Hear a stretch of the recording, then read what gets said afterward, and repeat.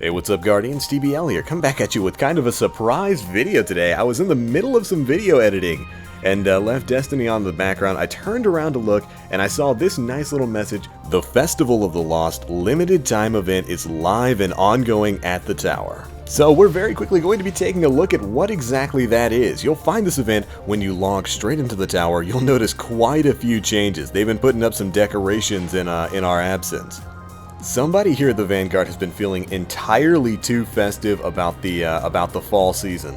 So when you spawn in, you'll notice that there are a ton of new things all around. There's going to be some new quest markers for you, and take a look at the Traveler over there. That neat little sigil of light shining up on the bottom from the city.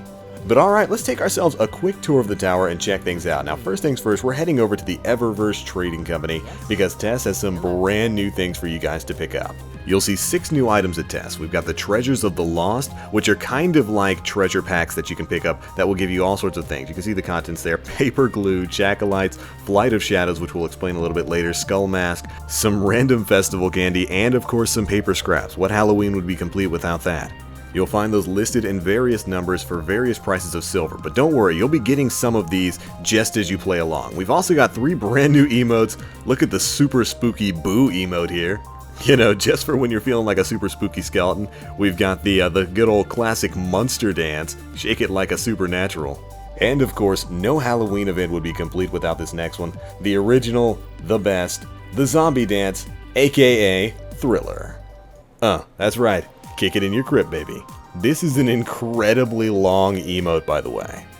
And it's of course the one that everyone's going to want to get. Now I will go ahead and warn you right now, of the 3 emotes that are now for sale, this one is easily the most expensive. It's about 700 silver, which translates roughly to about $7 US. And yeah, believe me, I understand, that's a lot of money, especially just for a digital emote. But at least it's cosmetic and not really giving you any benefit in game, other than being super duper stylish. But alright, there we go. That's pretty much everything that Tess has got. Now, again, you'll notice you have a brand new quest marker in the tower. If you head over to Tower North, you will have a brand new set of quests available from Ava Levante. And you'll also notice that she, as well as a number of other NPCs in the tower, are all wearing masks. Now, when you hit her up, she'll have one of the Legacy of the Lost treasure chests for you. Or rather, I suppose it's more like a mystery bag than anything else.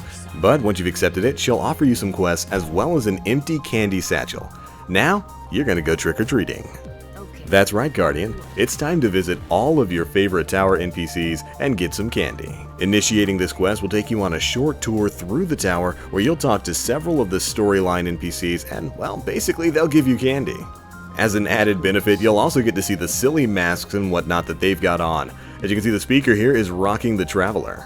Go ahead and hit him up and he'll give you a handful of tower candy. Once you've got it from him, the next ghoul on our list will be Master Rahul himself, who is appropriately dressed as an engram. Exotic, of course, Master Rahul doesn't settle for anything less.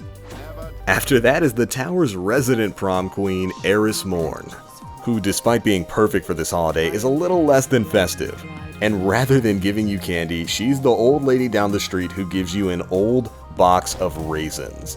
Thanks, bae. This'll hit the spot. Next up is Lord Shax, who is appropriately dressed as a cheetah. Or at least that's what the big man looked like. Either way, pick up your candy from him and move on to probably the most appropriately dressed person in the tower. Seriously, we might have to dedicate a couple of extra seconds to this one. In the middle of the Vanguard hold, head up to all 3 of the faction leaders. They'll each grant you some candy, but only Cade 6 is dressed for the occasion, rocking his stylish and perfectly fitted Eris Morn mask. Well played, Bungie. Well played. But once you've picked up your final piece of candy from the Vanguard leaders, you'll have completed this step of the quest and you'll just need to head back to Ava Levante. Your bag of candy is full and she's ready to give you one more gift. Once you've returned to Ava, turn in your filled bag of candy and she'll grant you a couple of randomized rewards, including a rare mask. You'll also get a rare piece of candy that'll have some sort of buff for you.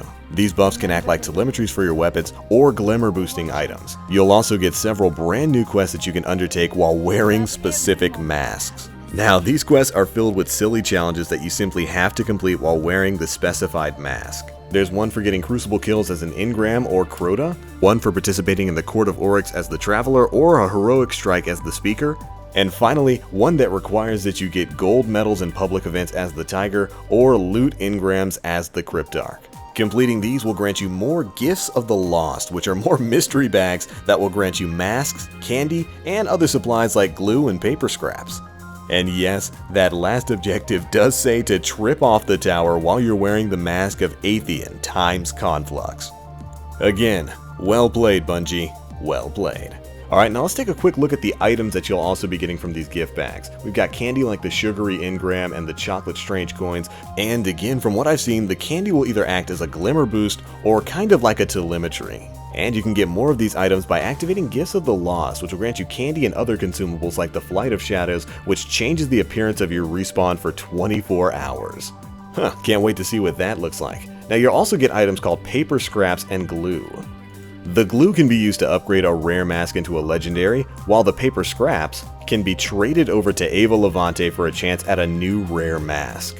You can also get these items by dismantling rare or legendary masks, which believe me, you're going to be getting a ton of if you do these quests. And alright, that is pretty much it for the Festival of the Lost ceremony here. This is a pretty big surprise from Bungie. I don't think really anyone was expecting it, and it's definitely a fun little take right before Halloween. Hopefully you guys enjoy it and get out there and get some super spooky masks of your own. I'll show you guys the one I got. You can see the back of it right there. I'm an engram, baby, although I'm super jealous of Mr. Spooky Skullman right there.